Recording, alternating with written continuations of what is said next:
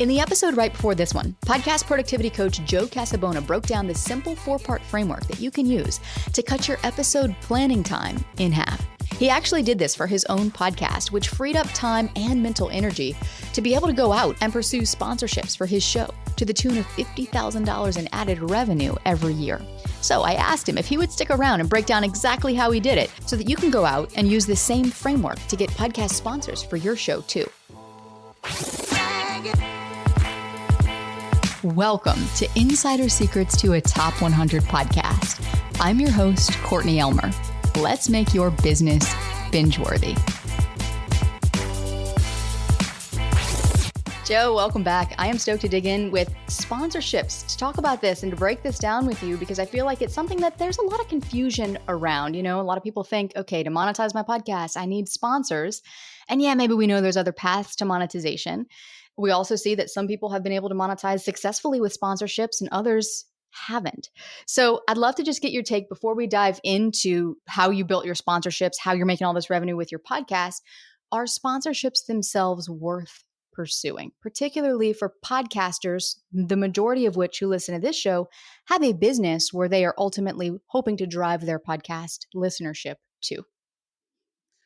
Yeah, this is a great question because you don't want to split the baby. I struggled with this when I first launched my podcast, right? Because I initially launched it to support the online courses I was building when I was in the WordPress space.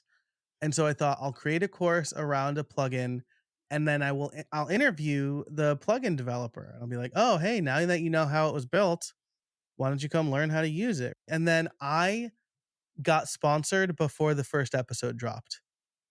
And so I thought, well, I can't promote my own stuff while also having a sponsor. And so I didn't promote my own stuff for a long time. I didn't even promote a mailing list. That was just an incredible mistake because one, I was like, I can't have too many. I'm only going to do pre-roll ads because I don't want the ads to interrupt the interview. But now I feel differently about this. Now I view my sponsorships as more of an inventory, right? I know that I have 3 sponsor spots in every episode. For me, it breaks down to like 1 sponsor per 12 minutes, if you want to think of it that way, which is kind of in line with like television sitcoms, right? Or TV shows, right? Like you get a certain amount of ads per length of the episode. And if I sell all 3 sponsor spots, then I think, all right, well, it might feel too overly promoty if I'm also promoting my own thing. It's too many calls to action. But if I say, okay, I have 3 sponsor spots, I'm only going to sell 2 and I'll promote my thing in the 3rd spot, that feels a little bit different, right? And like you see this with sports or really any TV network. It's like they'll reserve some of their ad inventory for like Thursday Night Football or like the NCIS Volcano Edition or whatever, right? So like this is a proven model. This is something that TV shows have been doing for decades now. I think you want to find the right balance. And most importantly, you want to be authentic. You want to come from a place of service. If you're just saying like, hey, yeah, buy a Casper mattress, whatever. But if it's like, you know, we both help podcasters. Ecamm Live and Riverside have both sponsored my show. That's like a genuine place of like, hey, I help you save time. They help me save time, right? So let them help you as well. And as long as it's authentic, it's not going to hurt you.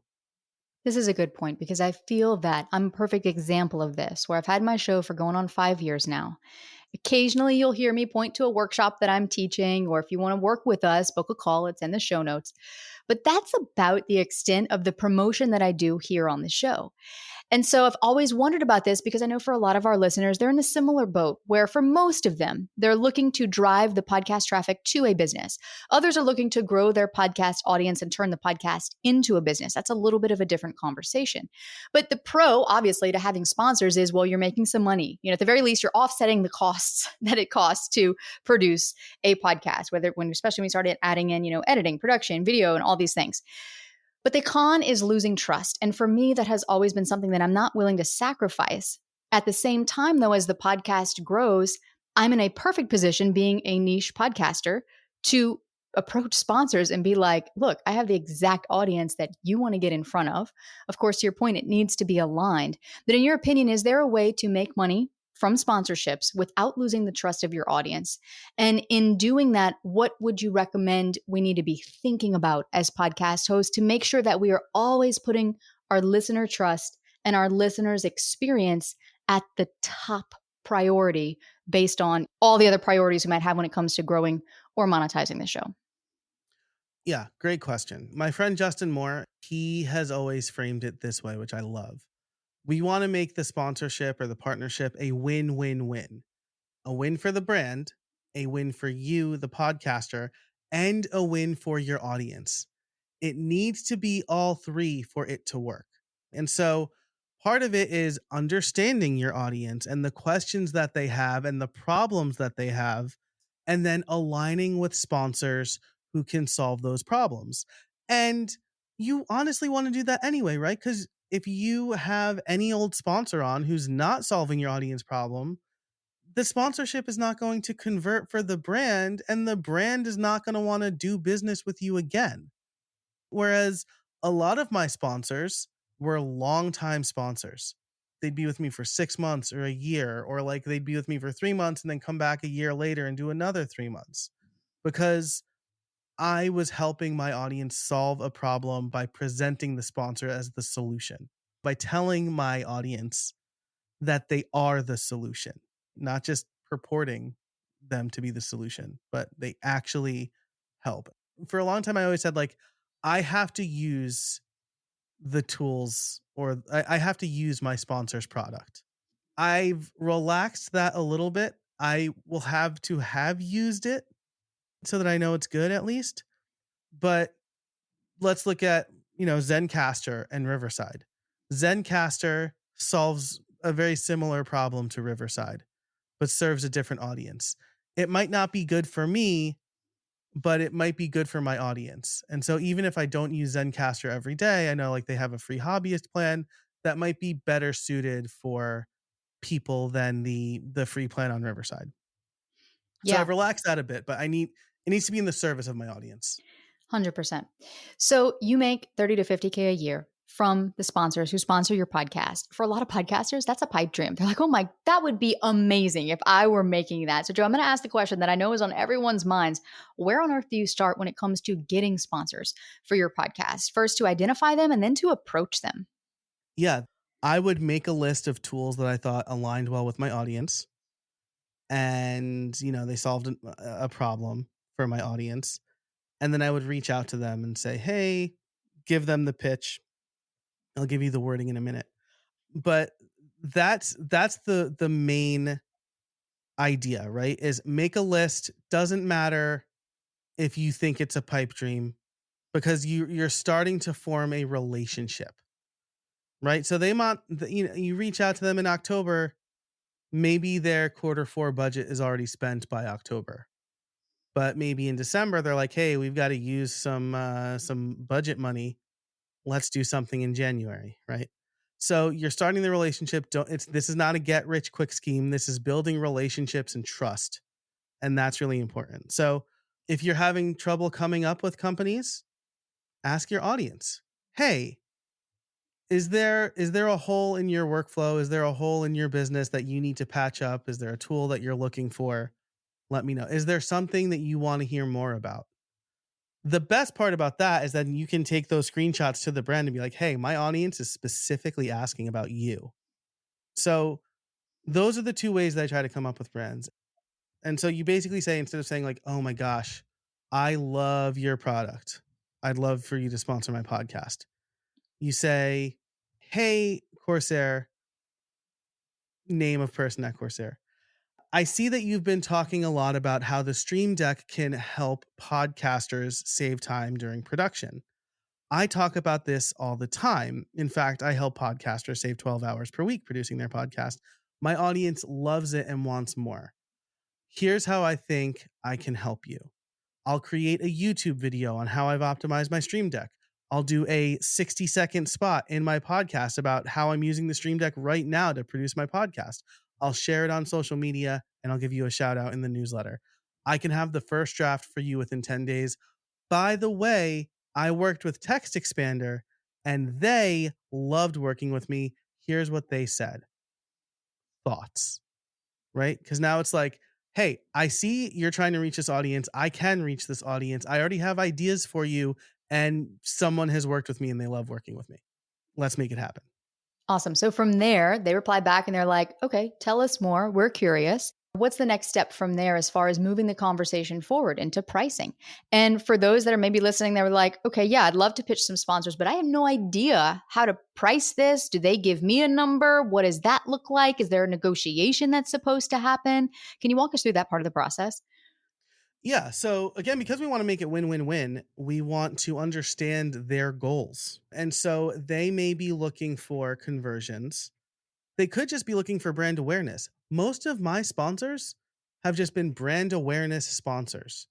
Or they might want to repurpose. Like I had a sponsor for my YouTube channel that like they didn't care at all how many views that YouTube video got.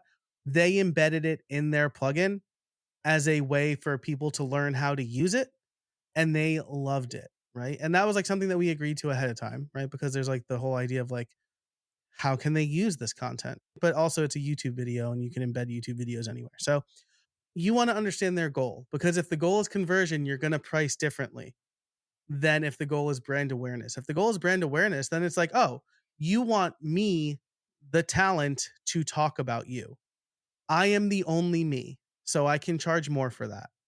Whereas if it's like, okay, well, you need to make $10 for every dollar you spend or whatever. For every $100 you spend, you gain one customer. That's the better conversion. I need to make sure I can deliver on that. And so I'm going to price differently. Okay, this is great. So for podcasts then that maybe are a niche podcast or that have a smaller audience, they're not sure how to price this. Maybe it's the first time they're doing this and they're like, I don't know, I don't know what to put out there. First of all, is it possible for them to land sponsors even though their audience is not huge? Second of all, if so, then how do you recommend we go about pricing? And can you give us an example of what that looks like? Yes. So the first time that I got a sponsor, I had 0 downloads because the show didn't launch yet. Someone emailed me and asked for a backlink on my website. And I said, I don't do backlinks, but for 99 bucks, you can sponsor my podcast. And they said yes. And the speed in which they said yes made me realize I priced too low. So like honestly, I put a shot out there. I knew how much it would cost to produce that episode and I wanted to offset the cost and he just said yes. That link, by the way, is still available. Like if you go to the first episode of my podcast, his logo will still be there and it goes to a page, right? So like big value, 8 years worth of value for 99 bucks. The way that you price, it should be in, don't just say like, oh, I charge $300 per episode, right? You create packages. You give people a choice, right? This is like good, better, best, right? This is like classic pricing. This is where understanding their goals comes in. Because if it's like, okay, well, we want to reach 1,000 people and we just want you talking about us. And also we'd want to reshare this on social media. All right. Come up with all the deliverables. The first package should be as low as you're willing to go and probably doesn't include everything they need. The middle package will include everything they need. And the third package is just like, here's everything you need. And based on what I heard you say, other things I think would make this a slam dunk for you. So, because I know people want like real concrete pricing associated with this stuff, I'll say that this is pricing that I use that may work for you, but experiment with it. The worst a brand will come back and say is like, this is outside of our budget. And then you can say, all right, well, what works within your budget? That's the benefit of having packages as well, right? You can take stuff away without itemizing everything.